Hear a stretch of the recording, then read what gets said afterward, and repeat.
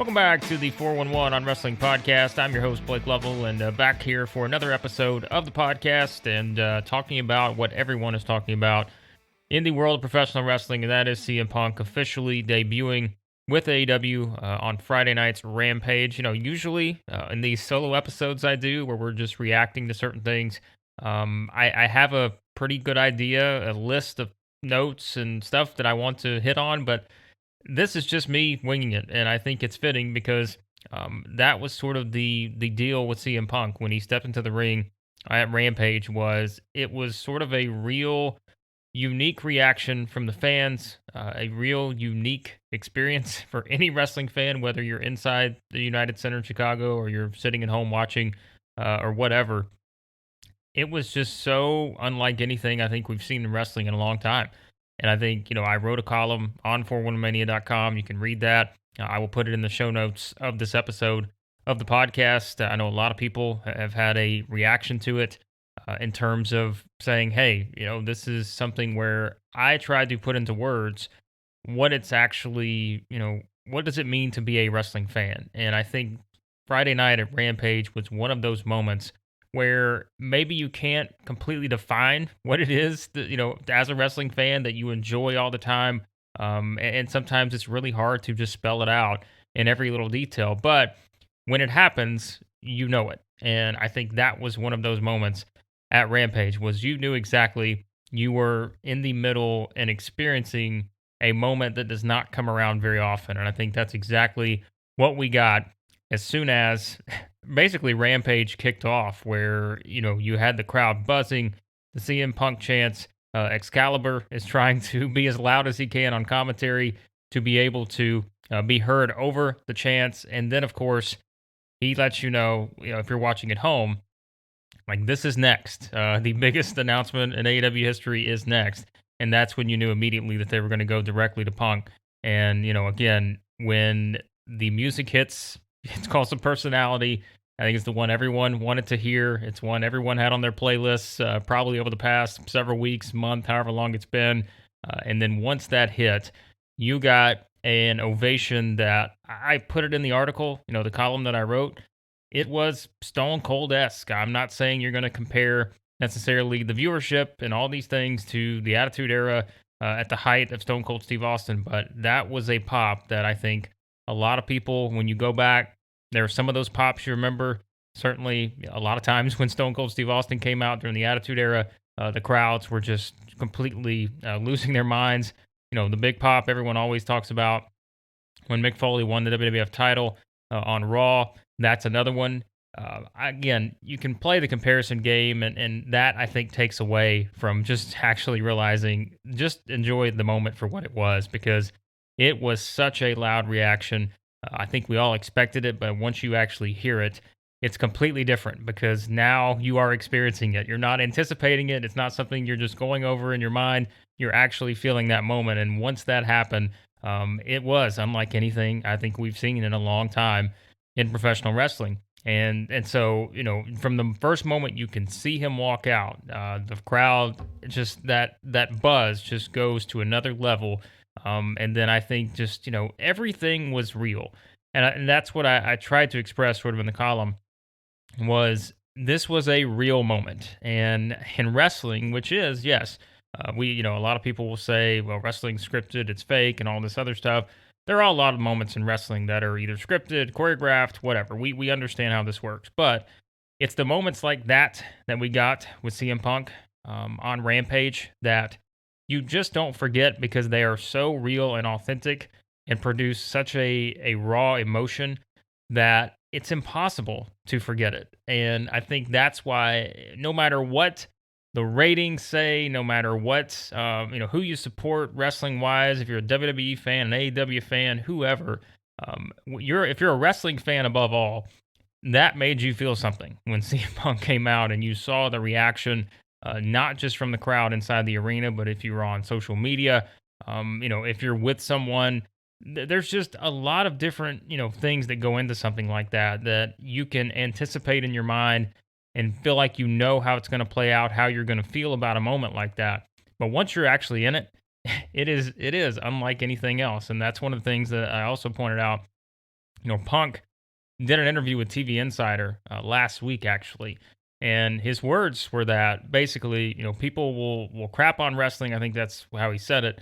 But at the end of the day, when done at a very high level and done truly well, there is nothing like professional wrestling. And I think he sort of foreshadowed the moment that he would create himself on AEW Rampage, and it was everything I think you could have wanted from that moment. For someone who had been away for 7.5 years, every little detail of whether it's just him walking down the ramp, whether it's him, hugging people at ringside, that first step he takes into the ring, every little moment you got a little bit more excited. That suspense, that anticipation builds until he actually lifts the microphone to his mouth and speaks again for the first time in 7.5 months or 7.5 years inside a wrestling ring. And what came out of his mouth, it goes back to the thing that I said to start off with. It was real. It was not something that was down on a script for CM Punk to read to play a professional wrestling character on TV. It was CM Punk talking. And I think, again, and that's another line, it's like there is no other CM Punk. He is a very unique person. And I think that's one of the things that you're able to gravitate to if you're a wrestling fan. And that's why a lot of people have gravitated to him, I think, over the years, is he is just unlike anything else because he feels like a truly authentic character in a world of characters in professional wrestling. He is himself, and he is going to tell you what he thinks. And if you know when he's not, I think that's probably the best way to put it. You know when he's being honest because that is just the character that he's created. That is who he is. He's not someone necessarily being handed a script to play a character. He is being CM Punk. And, that's not a shot at WWE or AEW or anyone working in any of these other companies. It's just, that's why I think it's one of those things where you can just connect to that because you can feel that real raw emotion that comes from it. And I think that was the theme above all else was just everything about those first two segments on AEW Rampage was that everything felt real. It did not feel like something that was being produced and presented to you as part of a show. It just felt like, it was, but it felt like something that was just happening that, again, you could not have scripted at all to make it any better. And I think that's where, we talk about whether it's, promos or certain things.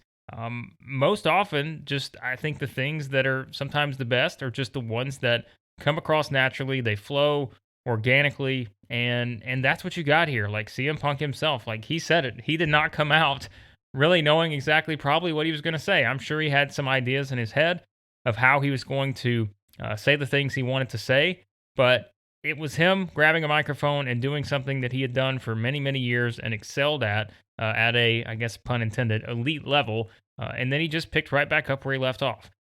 So again, I don't even know, and I joked about this in the column. I don't even know how you describe what exactly we saw from CM Punk's debut in AEW on Friday night, because I think it's one of those things where the saying is always that you just had to be there, right? When people say that there was just this special moment or this unbelievable experience, you ask them to describe it. Well, it's hard to. You just had to be there, and I think that's one of those things where if you're watching in real time. If you're there, of course, if you're someone who's actually in the building, I've already seen a lot of people, on Twitter and on other shows and such talk about how, look, they were in the building and they said it was unlike anything they've ever experienced as a wrestling fan. And some of these people have been wrestling fans for 20 plus years, 30 plus years, whatever.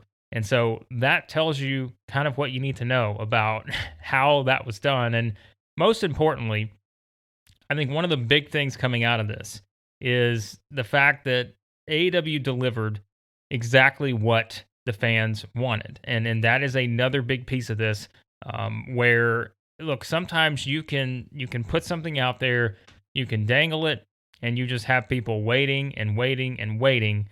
If you don't eventually give them what they want, they're going to turn against you. And like it or not, we've seen that in the world of professional wrestling over the years, You can pick any company. And again, this is not a shot at WWE. WCW did this. Like, there are a lot of companies that have done this over the years where at some point, it can't just be about the build. You have to give people what they want, because if not, they're going to lose a trust in you to where maybe they don't feel, if you try to do something similar again, which this is a very unique situation, you're not going to be able to do things like this again. Yes, we are probably still looking at the inevitable, debut of Brian Danielson in AEW, but that's going to be another one that's going to feel very unique. But at the same time, CM Punk, Brian Danielson in AEW debuting does not come around often, and so that's not something you're going to just be able to replicate with just anyone. But at the same time, you have to, if you build something up to this magnitude, you have to be able to deliver it. And I thought AEW did that spectacularly. I mean, it was just everything that you anticipated, and it was every little moment along the way, whether it was the starting point, when the rumors first started that CM Punk could be there in AEW, you're starting to think, wait a second, this is sort of that, and I know a lot of people have said it's like, it's the white whale. It's the one you think that you're never going to be able to actually have there in that scenario, or he's never going to come back. But when you first start hearing these reports, and then you start thinking, okay, well, AEW's not denying this. They're not flat out saying it, but they're not denying it. And then it builds and builds and builds. It's the silent thing where no one's saying anything. And then you start to get the references. And then you're getting closer and closer. You've got the United Center. Tickets are selling out. Every little detail, every little moment just builds up more and more anticipation for this huge moment that was going to eclipse everything, before it in terms of the build-up and the suspense. But they gave you what you wanted, and that is the most important thing you can do. I pointed this out in the column as well, and I know I keep mentioning this, but I hope you read it, because I think it's something where I did this immediately after AEW Rampage was over. I just wanted to sort of have a stream of consciousness based on what I just witnessed, and this was something that I saw from John Pollock, who, of course, over at Post Wrestling, he wrote in a column before he did this Friday afternoon, basically saying, that's what wrestling is about. You have to dangle something in front of fans and then make them wait for it. But the most important part, right, is that you actually have to give it to them. And that's what AEW did. And that's going to continue for a company that's already built a lot of trust with its fan base. We've seen it. Like, look at the ratings, look at the viewership. AEW fans follow AEW, whether they've had to change nights, do all this other stuff. They follow them because I think they built up enough to make you feel like they're going to give you what you want. They may not do it right away, but at some point, you are confident that they're going to give you exactly what you came for. And that's what they did. And that will, I think, go a long way. That may be one of these underrated aspects of this, to where that moment, those 20 minutes or whatever it was, when those two segments with CM Punk, that gave you a level of trust that I think a lot of wrestling fans may have lost over the years. And I think that's so important, and that's going to be crucial to AEW's success in the future, is because this is going to show people that, look, we're not going to necessarily insult your intelligence. We're not going to build something up, and then we're going to swerve you at the last second just because it's going to be different, or it's because you weren't expecting it. But if it's not what you want, what do you care, right? Like, what do you care about a swerve for a swerve's sake, or not getting what you want? That is so important, I think, in this day and age in wrestling, when you have so many choices out there. And we know, like, in terms of top companies, there are two. But there are a lot of other choices in terms of, there's a lot of time you're competing for time. And that's what it comes down to. People have a lot of other options rather than just watching, professional wrestling. They can be doing a lot of things. So how do you reel them in, and how do you bring in those fans that maybe have not watched wrestling regularly in a long time? And maybe they were the ones that were sitting back saying, okay, well, I remember CM Punk. Are they actually going to give me this? And once they did, you have a lot of people saying, hey, this made me feel like a wrestling fan again. This was one of the most enjoyable moments I can remember as a wrestling fan in years. That means something. And that is going to be something, I think, that ultimately is going to be a huge win for AEW. Getting CM Punk is a huge win in and of itself. But actually building that trust with people and undoubtedly bringing in new fans. This is going to be something that brings in new fans. as I said, I don't know what the viewership, the rating is going to be. By the time you're listening to this, we may already know. I don't know that it matters a ton because I think it's also really we know it's going to be a pretty, I think, substantial number. But at the same time, it is something where they have built up a trust to where I think this is only going to help them moving forward. And now it's about, okay, what comes next? And I get that. Like that's what we're going to be dissecting and looking at over the next not just months, but probably over the next year or two. When it comes to bringing in a CM Punk, bringing in a Bryan Danielson, what does it ultimately mean for AEW in the long run from a business standpoint? Those are all things that we'll figure out. But for now, you at least have set the expectation, if you're AEW, that when we say we're going to give you something, we are going to give it to you. We're not going to pull the rug out from under you. We're not going to, tease something and not deliver it. We're going to deliver it. It may not happen right away, but you're going to get what you want. If I'm if I'm sitting back just as a wrestling fan and I hear that, why wouldn't I be interested in something of that? Like, because that is exactly what I want. I don't want to sit around and be fed something that, yes, okay, I think I'm going to get this. I think I'm going to get this, but then, whoops, they're not actually going to give it to me. They're going to send me in another direction because for the sake of a surprise or for the sake of a swerve, or because they think they know what we want better than what we actually want. The fans knew what they wanted. AEW knew what they wanted, and they gave it to them. It's a very simple formula. And again, it produced a historic moment in professional wrestling. And I know people may sit back and say, well, the viewership's not there the way it used to be. It's not the Attitude Era where you're pulling more just huge ratings in the 6s, 7s, whatever, millions of range. But still, it is a moment that as we look ahead and as we look back, like it could be one that really does make a huge impact on the business. And I think that's going to be so fascinating to see how that, sort of continues to build from here, because this was step one, but it was a big step one, right? Like it was not just a tiny step forward. This was a huge step for AEW. It's the biggest signing they've ever had, and it is them delivering and putting together a moment that we have not seen in a long, long time. And so if you have proven you can do that as a company, that gives you some goodwill, I think, with the fans, and I think it's really going to give them a lot of confidence and approval from wrestling fans when it comes to them trying to continue to build this company the way they built it thus far. The roster is, it's loaded with talent at this point, and there are so many different matches that you now want to probably see with CM Punk. There are going to be a lot of matches you're going to want to see with Bryan Danielson, and then with all the working relationships, whether it's Impact, whether it's New Japan, whoever, there are so many possibilities. And I think this is where having a moment and an experience like you got as a wrestling fan on Friday night at Rampage, it's just, I want more of those. And I think I'm probably not the only one in that category. And something else, we may not see another moment like this in a long time. We may not see another moment like this year, next year, or 5 years from now. But we are going to probably remember that it was, CM Punk's return in AEW that gave us a moment like this. And I think that's where, again, you're going to connect the dots in AEW, because that puts now this company at a level where maybe you're not looking at it to where CM Punk is, maybe he's not wrestling matches the way that he wrestled matches in 2013 and 2014. But he is such on a level that there is interest that all you had to do was either watch Rampage on TV, follow along on social media. Everyone was talking about CM Punk.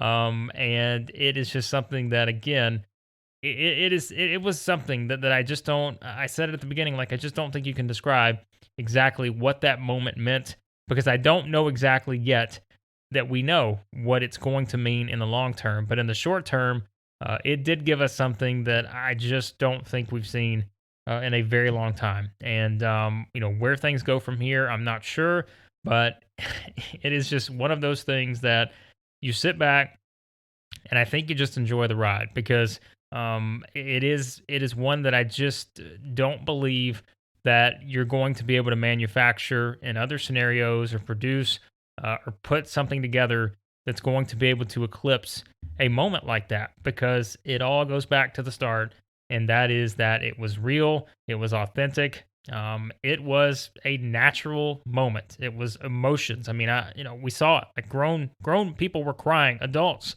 were crying, but that is because it produced such an emotional response, that you're not going to forget that. And what's the line? It's like, the one thing you don't forget is how people make you feel, and like that made you feel something. Whether, hey, maybe you're not the biggest AEW fan, maybe you're a WWE fan, and you've just decided, hey, I don't want to give AEW a chance, or I've tried it and it's just not for me. That's fine. But on a even more of like a human level, watching something like that, even if you're not a wrestling fan, I can only imagine, which I'm sure there were a lot of people, either around, wrestling fans, or watching somewhere else that weren't necessarily even wrestling fans. But when you see that type of emotion, you're thinking, wow, like this is something. Like, this actually feels like a big deal and a big moment. And I think if you can get that response from non-wrestling fans, which I'm sure there were a lot that probably felt that way. I'm not going to put words into people's mouth, but I can tell you from being around non-wrestling fans, some, while watching on Friday night, they had no idea what was going on, but they were also, reaction was, hey, this looks like a big deal. And yes, it was a big deal. And I think that is also important, is when you can create sort of a visual, the way that AEW did with this entire moment, to make it feel like a big deal, not only to wrestling fans, but to non-wrestling fans. And I think that's where you grow your audience. And for anyone that tuned in on Friday night and watched Rampage, it was hard not to get that emotional response, whether you had been invested in CM Punk before or not. That was something that you just do not see very often in wrestling, and that's why I think we should enjoy it. There will be plenty of time to pick apart what this means for the business side of it, whether AEW is going to start doing 1.5 million, 2 million viewers, whatever. There will be plenty of time for those games. But I think right now, it's just about, appreciating a moment that I just don't. I don't think we could have even predicted, 6 months ago, 3 months ago.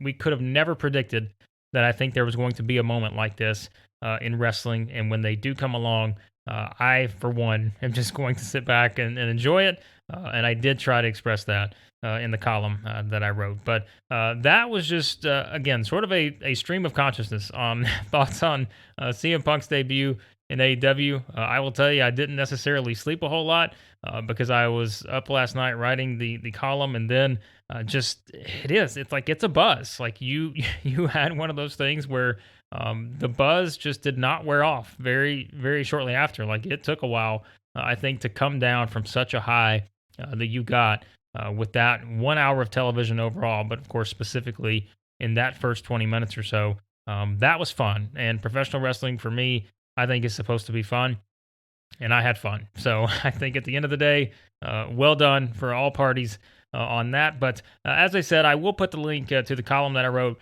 at 410mania.com in the show notes. So be sure to check that out if you want. And of course, I always enjoy your feedback. You can leave a comment in the comment section on the website, which I think we've got quite a few at this point on there. But feel free to continue to add to the discussion, or you can hit me up on Twitter at WrestleBlake. I'll also put the link to my Twitter in the show notes as well. And we will be back on the podcast here coming up soon. Of course, we've got SummerSlam tonight, which I'm, of course, recording this on Saturday.